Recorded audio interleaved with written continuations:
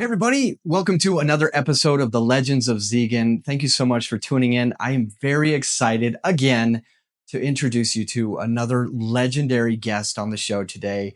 You guys are in for a real treat on this one. We're in Montana and I'm visiting a very, very old friend. I've known her for a very long time. And so I'm really excited to talk about her life, her work, her new book. So without further ado, I'm excited to introduce you all to Kathleen Johns.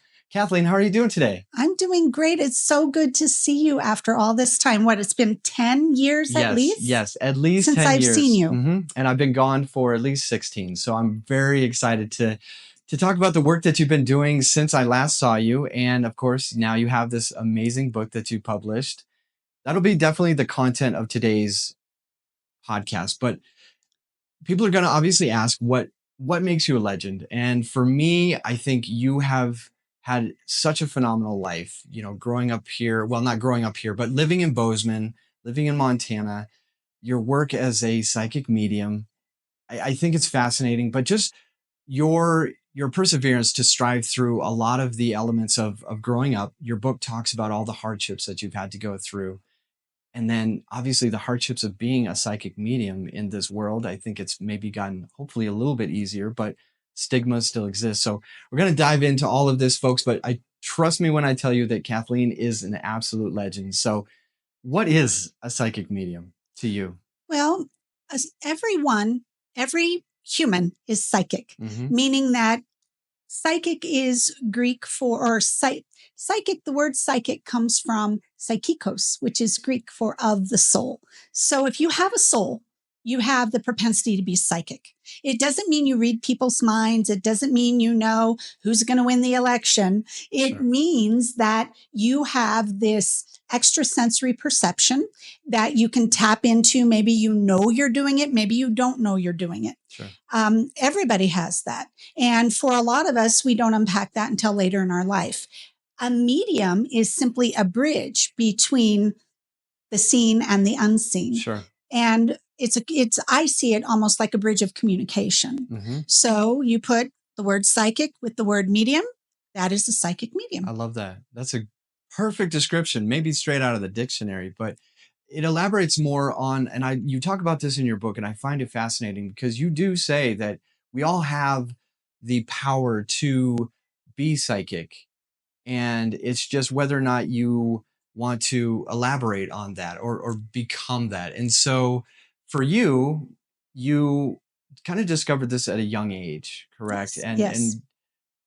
And I guess people are going to ask, is it hereditary? Is it something that you have this light bulb that comes off? So for you, what was that like? Kind of discovering and the journey for you? Well, when I was a very small child at 3.5 years old, my mother passed away suddenly. And she was my first encounter with life after life. She came to me in the form of a visitation. And from that point forward, I started to see. And her mother, Granny Moon, my Granny Moon, who I write about a lot in the book because I believe it is because of her that I do what I do. Her mother was a psychic medium. And my father's mother was a tarot card reader in Detroit. So I had it on both sides of the family, and actually going back many generations on both sides of the family, especially with the tarot card reading in early Canada, and also on my maternal side with being related to a lot of the founding fathers of the United States of America and snake handling Baptist preachers and freedom fighters for religious freedom, related to many, many generations of people like that, outspoken and very, very much wanting to express the content of their soul, for lack of a better, And so is it hereditary? Well, maybe those are the kinds of people that I come from, but I feel that there are a lot of people like that. And so I don't believe it is hereditary. I believe that we are all born with it. It is inherent. It is our birthright, but I don't believe it is passed down unless you want to build your psychic muscles and grow and unpack whatever your ability is. Like I say in my book, and I say this all the time, if you're Arnold Schwarzenegger's son, You're probably going to have a tremendous physique naturally for bodybuilding. Right. But if you don't get your butt to the gym, it's not going to happen. Sure. You know? So my work is based on my experiences as a child and a young adult coming of age. And then because both of my grandmothers had passed, my father's mother, I never actually met in person, never met her. And she died in the 50s before I was born. And my mother's mother, she died in 1984. So I had to seek teachers in various communities. And I've been fortunate enough to be able to study with masters from all over the world. And they help me hone my abilities. Yes. And every year I leave Bozeman and I go study with another great in the psychic field. And it's incredible, the things that I learn. I believe that this industry, and yes, it is an industry, it is a business, just like music or just like, acting, it is a business. There is an industry around it. And I believe that it's expansive and infinite, that my little tiny brain cannot possibly know everything, of course, about what being a psychic medium is and what the potential is for this kind of work.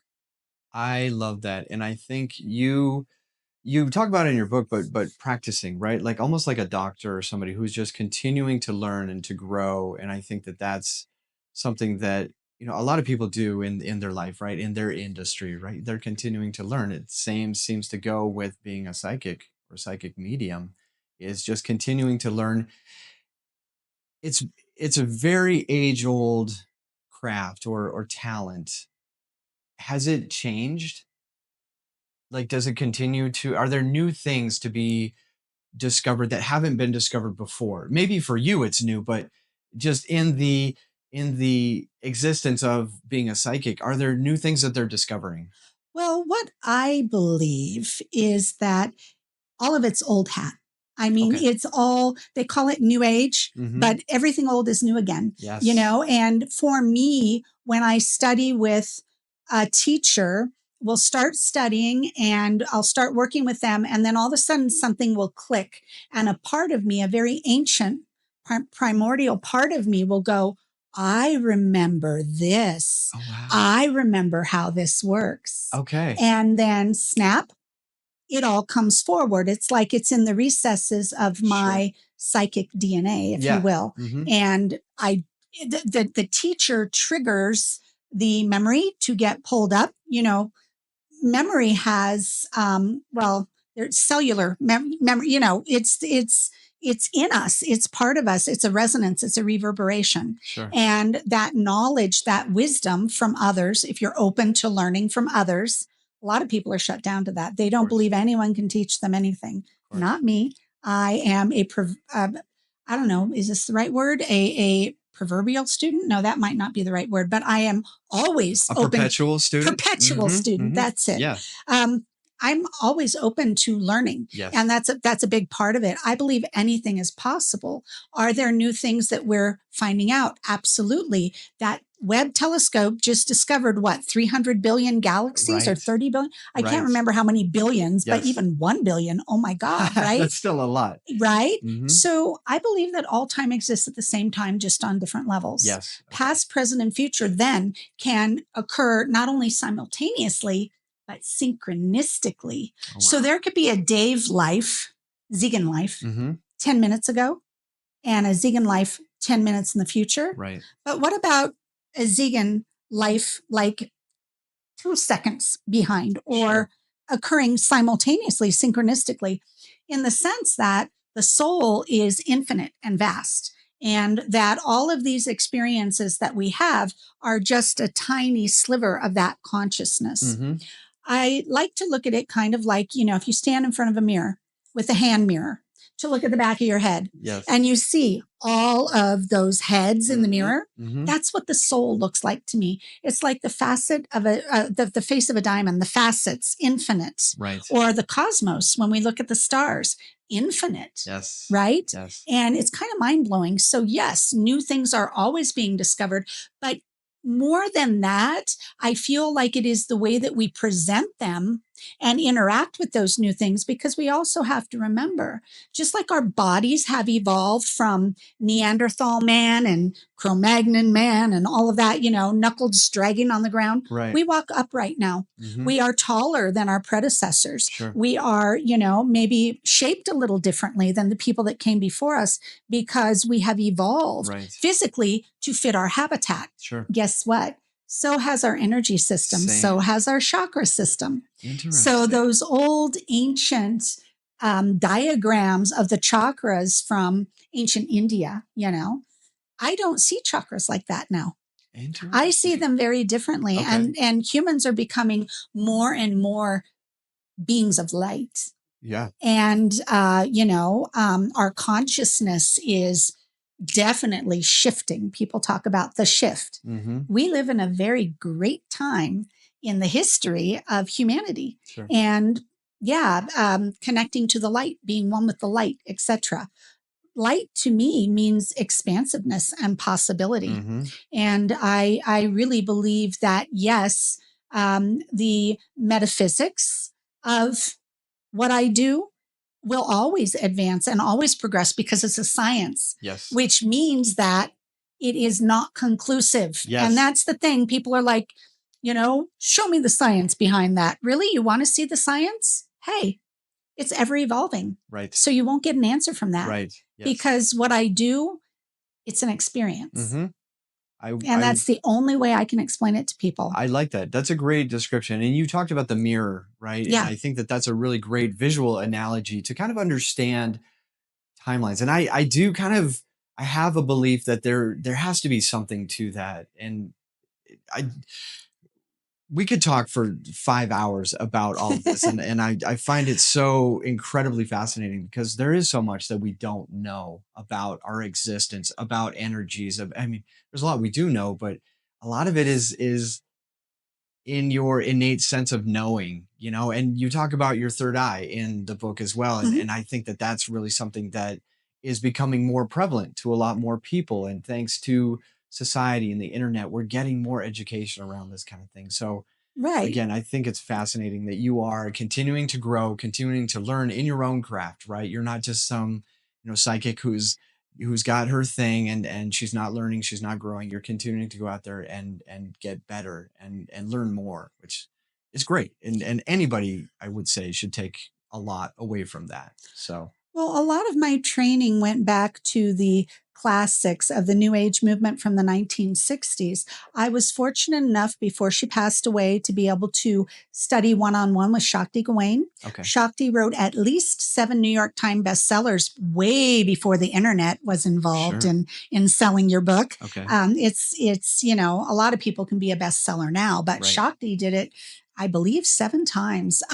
She was phenomenal, rooted in those classics, Paramahansa Yogananda and the Autobiography of a Yogi, which was it was a great book, very classic. I also in college spent time studying metaphysics with at Montana State University with Yes. Dr. Gordon Britton, who was wonderful. He actually taught at Berkeley previous to moving to Montana. Oh wow. Great foundation Mhm.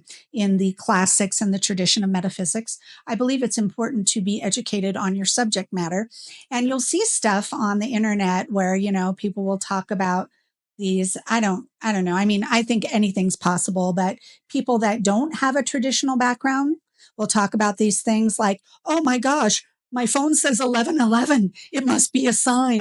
Well, actually, the science behind that is the average person looks at their phone 67 times a day. Mm, So what are the statistics that you're going to hit on an 11:11, sure. a 333, or a Sure. 1234?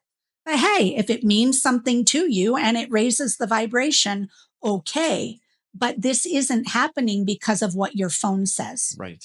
Right. It's Yes. happening because you're raising the vibration Sure. through Sure. belief. I love that. And that's something that I want to kind of hone in on a little bit. Is you just mentioned the word belief. And I think that that has to, at least from my understanding and reading your book, fascinating book, by the way. It's Kathleen Johns. The title is it's right here in front of me. It's Echoes from the Afterlife. And it's a phenomenal Yes. book, but I think from just being able to get the most out of either getting a reading or having an experience with you or any psychic is having some element of belief, right? I think if you're a skeptic, you're not going to experience anything out of it. But what do you say to that? Maybe, maybe not. Okay. So you'll see TV shows with psychics approaching people at random in the grocery store and saying, "Oh, have you just had the loss of a loved one? Mm, I see an old man around you. Did your grandfather die?" sure. First of all, I never, ever approach and I never solicit. If people want to see me, it's all word of mouth. I've never done any significant advertising in 35 years of practice. Sure. I don't need to. It's word of mouth.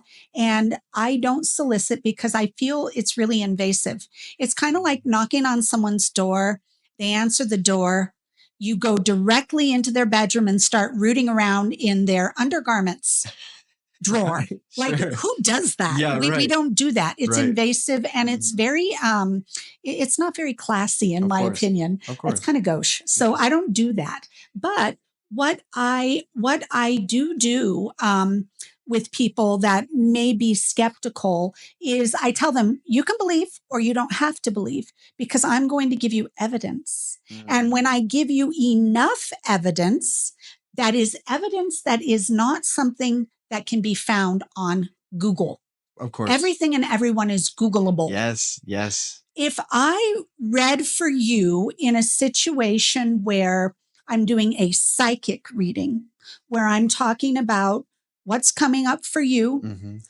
where you've been, and where you're going, and I don't know you from anyone else, and I can give you specific details, like I look and I say, Dave, you're switching jobs. Did you just interview for a job in Boston? Hmm. And you go, yeah, I did.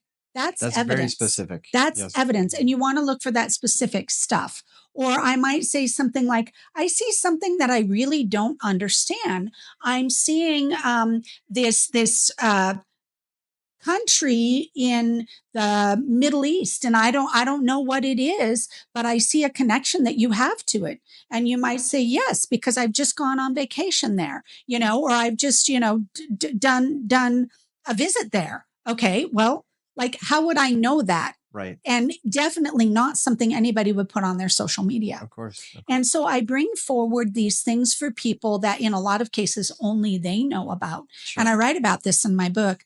But then when I'm doing the mediumship work, that is specifically focused on bringing forward loved ones, ancestors, and guides from the afterlife. I never know what's going to show up before a mediumship sitting, and I consider it a partnership, as I do with psychic readings, between myself, my client, Hmm. and their higher consciousness, their higher self, their creator, their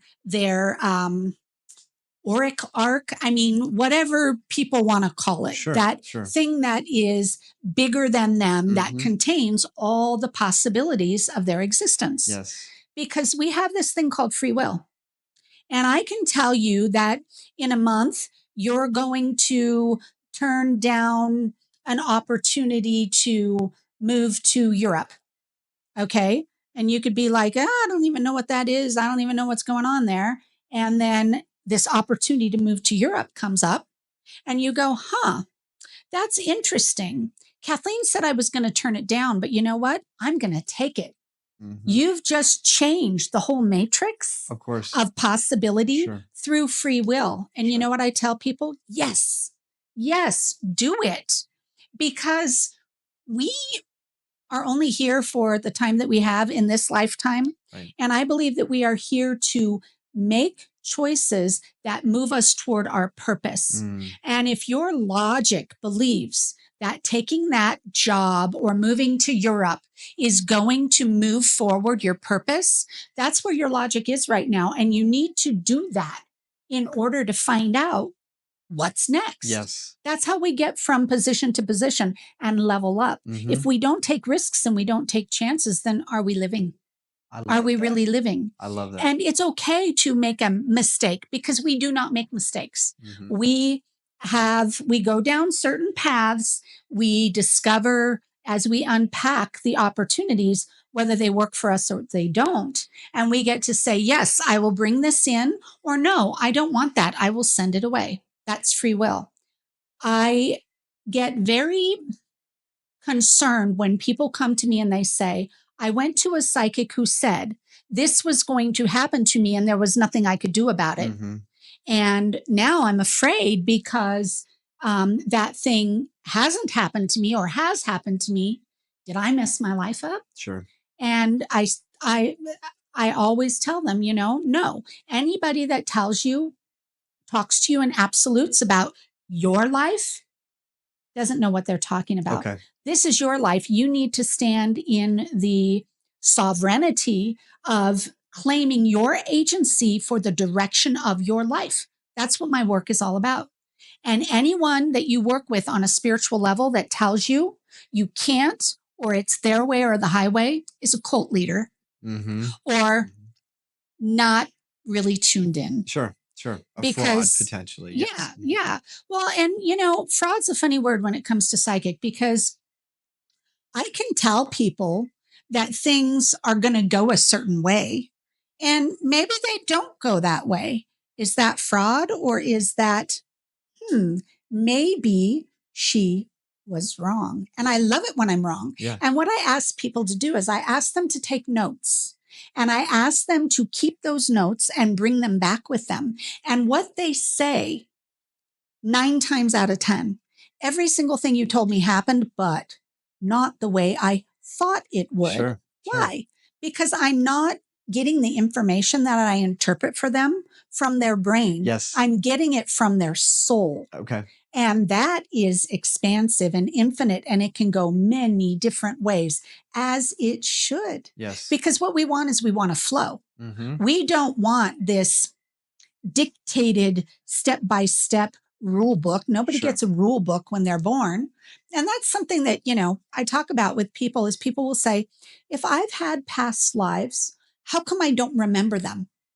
Well, what point would it serve for you to be born with a consciousness that understood everything that came before? Because if you understood all of that, then you would have nothing to do this time around. Sure. Everything would just fall into place magically. It'd be boring almost. Yeah, right. And you would be this supreme being in a human body. Yes. Well, guess what? In this lifetime, you did not choose to incarnate as a supreme being. You chose to incarnate as Zigan. Right. And you get to have all of the human experiences so that you can level up over and over and over again. I like how you say that. And so I want to shift directions a little bit and talk specifically about the mediumship aspect and your ability to help people connect with, like you said, lost loved ones. And would you say that that's predominantly the main focus of your work as you're a psychic, or is it split between doing readings and providing mediumship? Like, where's the majority of your talents? I guess I don't want to call them talents because it's just inherently who you are. But what would you say you do more of, mediumship, and I'm saying mediumship in regards to doing work with people, connecting them with lost loved ones, afterlife, that kind of thing. Right. So when I do a psychic reading for someone, I don't know what's going to happen. And sometimes loved ones, ancestors, and guides from the afterlife show up in someone's psychic reading. Yes. I do that. Okay. And then I also do energy work. I call it woo-woo. And you talk about this in your book. I love that name I do energy work where we do a little bit of psychic reading first, and that may or may not include mediumship. It depends on what comes in, because I never know. I always tell people, be prepared for anything. And then I do, I infuse them with universal life force energy for part of the session. And then the third thing that I offer, and I do make a differentiation between what people book, because I want people to get what they want out of the session. I do small group mediumship where it is 1 to 6 people, and we sit together, and the sole purpose is to bring in messages from loved ones, ancestors, and guides in the afterlife. That's all we do. And I may do a mediumship session with just one person Mm-hmm. or 6 people.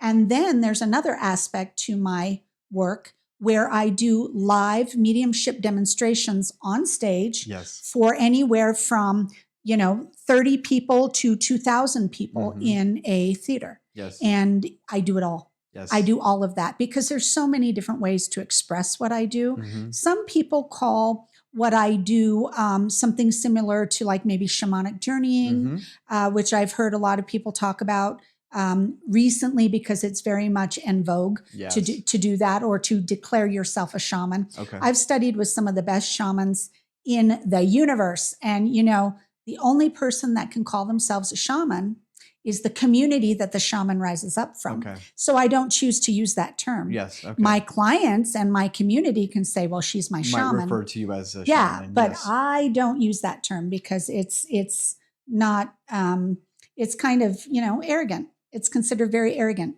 in that regard because it's a position of great responsibility. Yes. Okay. So to answer your question, what do I do more of? It varies. Okay. It varies. Around the beginning of a new year, everybody wants, I offer this special kind of reading that goes month by month into the year ahead Okay. to tell you what to look for. Oh, And wow. it's very, very focused on psychic work. Okay. But then I might do a mediumship sitting for a group of people that had, a sudden loss in their family, Mm-hmm. and it will be therapeutic for them. Yes. Because in our culture, we really don't have any kind of container for grief and loss. Right. And people get stuck there. Mm-hmm. And what I do helps move people through that. And I talk about that in the book, and I give people some instruction on how to do that for themselves. And it's really based on some very sound Western psychological premises. Mm-hmm. It's called induced induced after death communication, IADC. Okay. And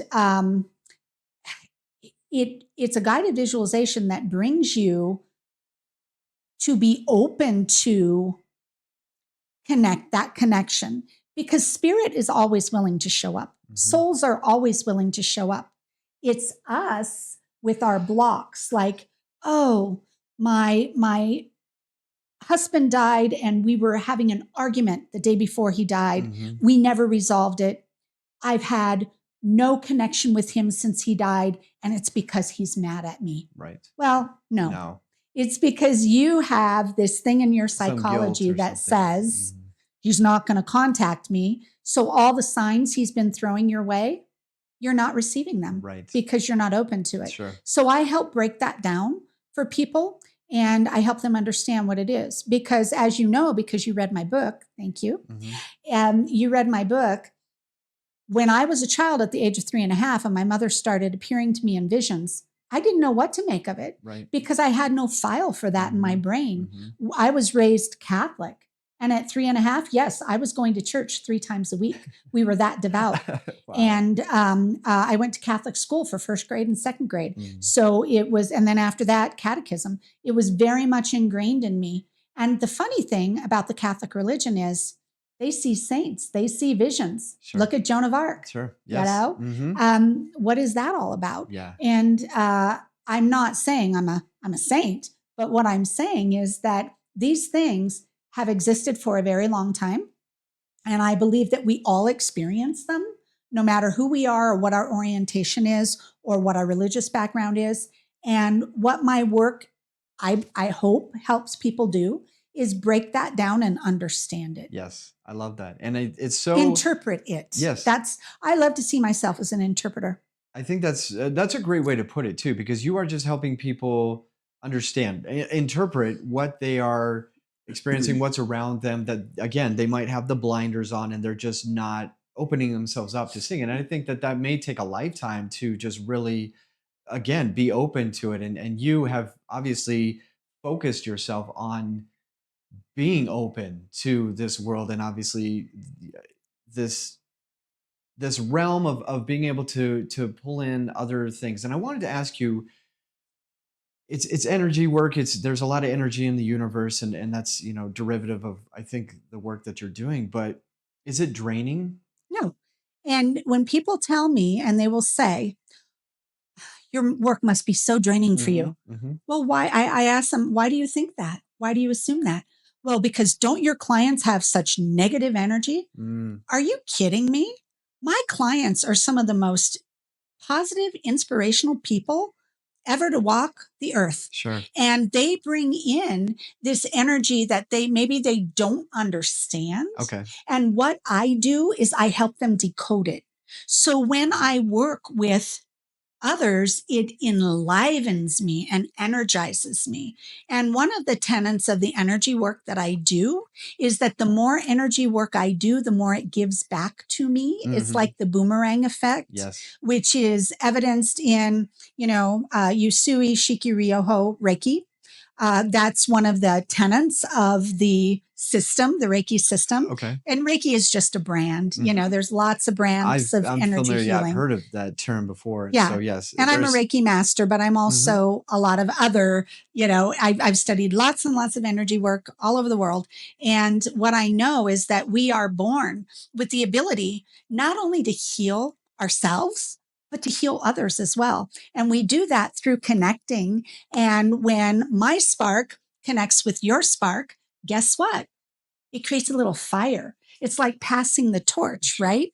And that's how, all of that works. So absolutely not draining. And in fact, Good. if I do certain types of readings too close to bedtime, I'm not sleeping that night.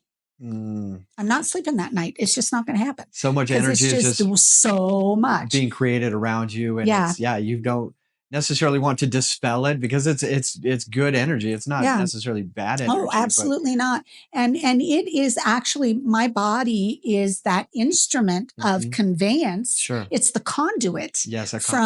from, the energy of the source energy to the client and back again, I love that. because I consider it almost like a triangle, Sure. and it's like drinking out of a glass with a straw. The straw is just a tube. When you insert it in the water and you apply suction, the magic happens, Right. right? Right. That's my job, is to make the magic happen. And then I let go of everything that transpired. Like, Mm-hmm. I can see a client and maybe an hour later be standing behind them in the grocery store and not remember their story. And it's not because I don't care. It's because it's not my story. I don't Yes. get to carry it with me. Sure. I get to be that conduit. Mm-hmm. Mm-hmm. And so it's very interesting. But yeah, the work lights me up. And that's why I still do it 35 years later. That's fascinating. People that get burnt out from doing this kind of work, they're not doing it correctly. Mm. I know for a fact they're not doing it correctly. Yes. Yes. And you see massage therapists go through this. You see energy workers go through this. You see teachers go through this. And it doesn't have to be that way. I love that you have such and it's certainly 35 years of just really honing the craft and being able to, I guess, unpack it and be able to, be healthy about it too. And to your point, right, there's a lot of people in other industries too who don't know how to unpack it or how to deal with it appropriately. And I'm sure it does take time to really hone it in. But I think it's fascinating. So I want to move forward a little bit to some of the work that you've actually done, and you can actually go out, folks, to YouTube and see one of Kathleen's group sessions where you do mediumship. And I find this incredible because you talk about it in your book, and there's some incredible stories that really got me emotional. And because I'm putting myself in the audience, the book is so well written. It's so warm, and it's just so inviting for you to just participate as a reader in what's happening. And so great job on just authoring this incredible book. Again, Thank you. it was really great. But I found myself getting a little emotional, maybe because I have, people that I would love to communicate with in the afterlife, but also just knowing that you are helping people accept some things or be able to understand more things. And so how often is that something that you do a lot? Is the group work? Is it once a month? Are you doing it a couple times a year? Well, the group work I'm doing on a weekly basis. So Okay. when I open up my calendar for private sessions Hmm. or small group sessions, the mediumship specifically is only done in my studio. I'm Okay. not doing the mediumship online unless it's like with a like a mediumship mentoring thing. Okay. And the reason why is because I want people to have that full experience of being able to be in my studio Yes. and to be able to be free of distractions and to see me right next to them Yes. and to be able to feel like they're secure. Yes. For a lot of people, they get really freaked out about this kind of work. So I want them to feel comfortable with it. Right. So I only do that in my studio, but for the stage presentations, the mediumship demonstrations, I get booked for events. Okay. So I just got booked for a big expo in Helena, Montana, and I did the Helena Civic Center, which is a 1,900 seat auditorium. And, you know, it's not as intimate as one-on-one. My demonstrations, my mediumship demonstrations on stage are 90 minutes. So about between 9 and 12 audience members will get a personal message. And I like to say, not everyone will receive a personal message tonight, but everyone will feel, or not everyone will receive a personal message from spirit, but everyone here will feel the presence of spirit, right? Okay. Because it's like a group thing. So I had this lady come in after one of my big events that I did at the Baxter Ballroom in Bozeman. And she said, I went to your event last week. And I said, that's great. I said, did I bring a message through for you? And she said, no, but there's a reason why. And I said, why not? Or why? And she said, well, because, you know that my brother and my dad have recently passed away. And I didn't want to have to stand up and claim their message in front of everyone because it made me kind of nervous and I didn't want to do that. So I asked them not to come forward before the event. And I said, yeah, but so you bought a ticket to come to this event and you didn't want your loved one to come forward? And she goes, yeah. I said, why would you do that? And she said, because I like to watch other people receive these messages because it's a miracle. Yes. And so there's a lot of, I hate to say it this way, but there's a lot of entertainment value to it. But really what I find is that the group, it's like a shared experience. And the group of people comes together and they're so loving and they're so open and they're warm and authentic. It's amazing. So yeah, I do the events as often as I can. Okay.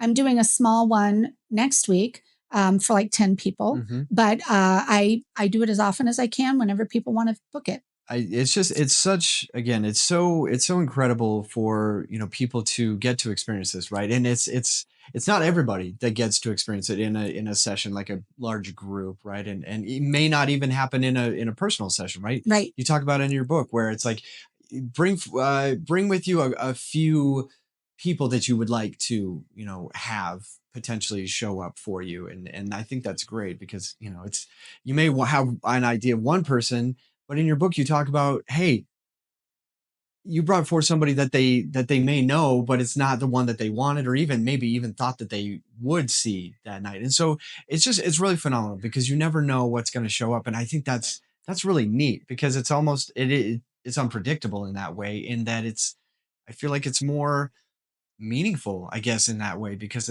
I don't know, it's that energy of spirits are always going to be around us. Spirit is life and light will always be around us. And so you never know who's going to show up. And it's just right. You talk about it in the what I book. like to do is I like to have people not come in and sit down and say, okay, my dad died a year ago and I want to talk to him. His name is Victor. Yeah. I don't, that doesn't provide any evidence. I mean, on my end, Right. Okay, she told me his name. She said it was her dad and that he passed a year ago. Yes. That's too much information for me. I don't want to know any of that. Right. And so what I have people do to prepare is write down a few names of people that they would like to have show up. Yes. And we see who comes in. And then at the end of any mediumship session, which is different than like the demonstration. I can't do this at the demonstration because there's not enough time. But I will say to people, did I get everyone you really needed to hear from? And if I didn't, who would you like to hear from? Okay. But just tell me like their name. Don't tell me any identifiers. Let me see what I get. Sure. And then that's really, cool. I think that's neat. That is, and that will just enhance the just the overall awe experience of it. And that's what I honestly, when I read the book and have watched the session that you did, it's awe-inspiring to just kind of see what comes forth and the emotion that people experience, right? There's a lady in one of the videos that you have where she has to kind of sit down because Yeah. it's so overwhelming for her. And I'm Yeah. like, I'm getting emotional for her because I'm like, man, I don't know how I would react if I felt, and had that interaction. So I get that. I do want to ask you, for somebody who is wanting to kind of go down this journey of either getting a mediumship reading or just a psychic reading, what's the process to go through that for them with you? So they get on my website, Mm-hmm. KathleenJohns.com, Okay. and go to schedule now, Mm-hmm. and they book through my booking app. Mm-hmm. So right now I'm booking into April of 2025. Yes. I'm usually booked out anywhere from 3 months to 6 months. That's incredible. And well, it's I'm kind of a workaholic, so I do an awful lot of Okay. readings, and I love doing it. But so then they would book, and then if they're doing a group mediumship sitting, about a week before, they will get a email about how to prepare. Okay. And then they do their prep, and then they come in and do it. We all do it together because I also prep as well. Mm-hmm. Before any kind of group mediumship sitting, I am taking some time. I'm connecting. I am calling in spirit, Mm-hmm. all of those things. Mm-hmm. Because, I don't walk around on my in my day-to-day life activated Of to course. be able to see the unseen. Right. Right. I consider it a very sacred honor and ceremony, and I like to do it in my studio. Yes. So, or if I'm doing it online or on Zoom, but that's how you would do it for both the group mediumship and the psychic readings and the energy work. It's all broken down. Sure. And then I also tell people, I know you don't want to wait 6 months, but check at the beginning of the week, because at the beginning of the week, that's when I get my cancellations. Yeah. Okay. And I don't do a wait list because it's almost impossible. Of course. When I have inventory that gets canceled and it gets released back onto the app, it's usually gone in 20 minutes. Yeah. Wow. It's That's gone incredible. I very can imagine. fast. It's worse than trying to get a concert ticket to, Foo Fighters or something. Yeah, right. It's bad. Yes, of course. Perfect. And then, so as far as the book too, how has it been going so far? I mean, I would imagine, I've read the reviews on Amazon. It's incredible. It seems like it's touching so many people. Do you plan on writing a second book? So that book, I decided to self-publish, and I created my own publishing house. So since I did that, yes, I am working on my second book right now. It is actually a series of 3 books. Okay. And the first book is going to be DIY mediumship. Oh, wow. So do it yourself. I'm really big. If you don't know this about me yet, I'm super, super big on giving people back the power and empowering them to step into their agency as their own authority on their soul and doing what, works for them inherently, tapping into their own psychic nature and making it happen. So the first book is DIY mediumship. The second book is DIY psychic reading. And the third book is DIY energy healing. Oh, wow. So that you don't have to go through a system, which is just another brand, Reiki, Hands of Light, the Matrix. It's all just another brand. You don't have to go get another initiation. You can tap into what you have inside yourself. And I give you the permission, the authority, and the knowledge on how to do that. I love that. So that's it's going to be a series of 3 books. It's called Woo Woo Your Way is the series. And the first book is due to be released on my birthday in May. Oh, so exciting. At the end of May, 2025. Oh, brilliant. I can't wait to get all 3. And the first one is going to be incredible. So yes, thank you for sharing us with that. And then, yes, I want to close it out. And I think, Kathleen, if you're okay with it, we need to do another podcast, and maybe around the time of your next book release, because there's so much to just uncover. And I'm sure people are going to be like, oh, I have this question and that question. But yes, we'd love to do another podcast with you. It's been incredible. I do want to pose you with one last question that I ask all of my guests, and I sometimes prompt them beforehand. You connect with a lot of legendary people, spirits, and people in the real world. What to you makes a person legendary? Well, I've known you for a long time. Mm, I know yes. your backstory. Yes. I know who you are and who you have become. Okay. And that your willingness to be authentic and share your light Mm, makes you a legend, mm, because people today are very shut down. They're very much in their lane and they don't want to be, politically incorrect or too much of a problem, or they don't want to draw too much attention to sure. themselves. I believe that each one of us has a light.